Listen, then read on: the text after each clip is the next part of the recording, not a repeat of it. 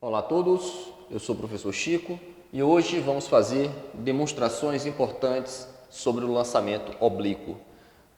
O lançamento oblíquo, que é um corpo lançado obliquamente em relação à superfície, lançado fazendo um ângulo que pode variar entre 0 e 90 graus de uma superfície, esse corpo lançado nessas condições, ele descreve dois movimentos independentes. Ele descreve o movimento de subida e descida, que está acoplado a um movimento de arraste. Ele sobe, desce e anda. Para esse movimento, sempre é feito três perguntas, geralmente são feitas três perguntas importantes. As três perguntas são: calcular o tempo de voo desse corpo, calcular a altura máxima que esse corpo atinge e calcular o alcance desse corpo. Então, hoje, nosso objetivo é como responder essas três perguntas. A gente já tem de ter em mente que um lançamento oblíquo ele pode ser entendido como sendo um movimento horizontal e um movimento vertical independentes. Esse movimento horizontal é um movimento uniforme, ou seja, na horizontal não tem nada que faça essa velocidade alterar o seu valor. Já na vertical, o movimento de subida e descida é influenciado pela aceleração da gravidade. E se a minha orientação da trajetória está para cima, durante todo o meu trajeto, a aceleração é menos a gravidade. Então, o movimento vertical é um movimento uniformemente variado. O movimento horizontal é um movimento uniforme. Então, como é que eu resolvo o problema do tempo até a altura máxima? Vamos resolver a primeira pergunta. Como descobrimos o tempo de subida desse corpo?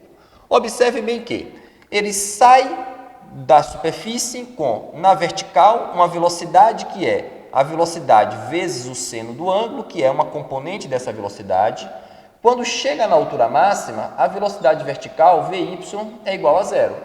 Se eu sei as velocidades inicial e final, eu consigo achar rapidamente o tempo. Basta usar a equação da velocidade. A velocidade final, inicial, mais aceleração, tempo. Lembrando que essas velocidades aqui são velocidades verticais. Então, na altura máxima, a velocidade vertical Vy é zero. A inicial na vertical é a velocidade de lançamento seno θ, a aceleração menos a gravidade, t é o tempo. O tempo de subida fica assim então, V0 seno θ dividido por g. Esse é o tempo até a altura máxima. Lembrando que o tempo de subida é o mesmo tempo de descida. Assim sendo, o tempo total de voo é 2 vezes esse tempo. Tá? Outra pergunta importante que será feita em alguns problemas é: como achamos a altura máxima atingida por esse corpo? Qual a altura máxima atingida por ele? Uma forma importante é: eu sei que na altura máxima a velocidade vertical é zero. Então a saída mais rápida para resolver o problema da altura máxima é usar a equação de Torricelli. Observem, pela equação de Torricelli, que fala que a velocidade final quadrado é igual a inicial quadrado mais 2 vezes a aceleração vezes a variação de altura. E lembrando que, ao usar a equação de Torricelli, essas velocidades são as velocidades verticais. Cheguei na altura máxima, a velocidade vertical é zero. A velocidade inicial na vertical, a velocidade inicial na subida, é uma componente da velocidade de lançamento, que vale V seno θ.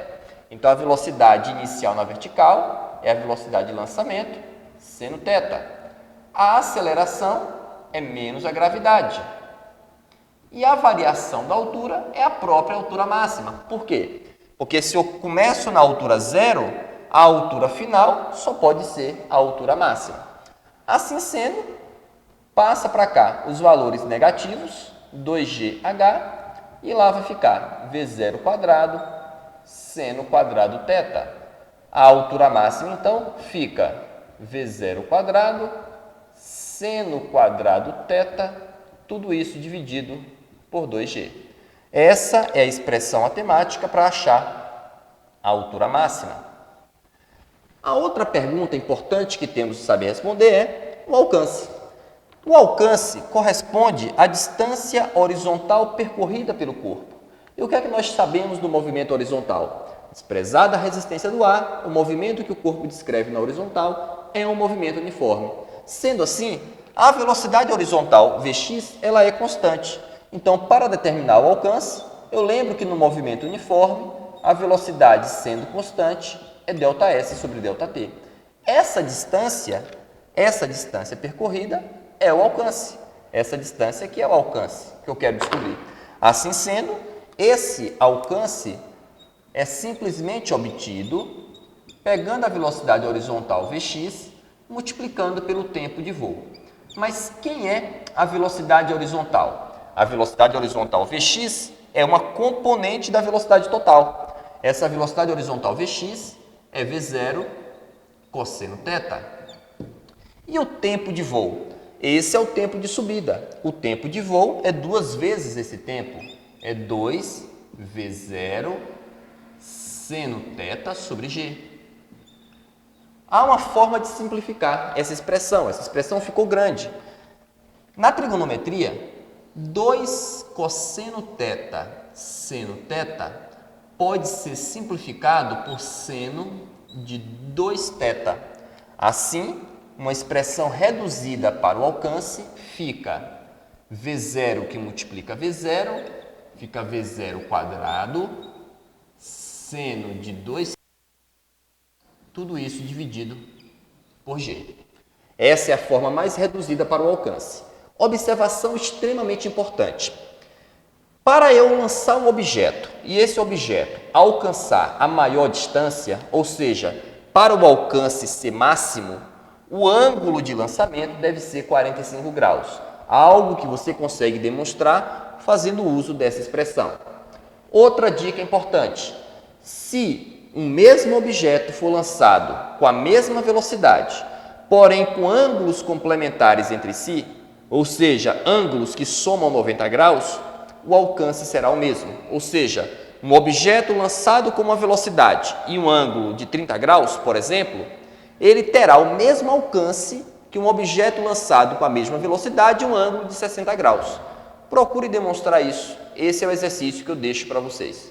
Muito obrigado a todos e até a próxima aula.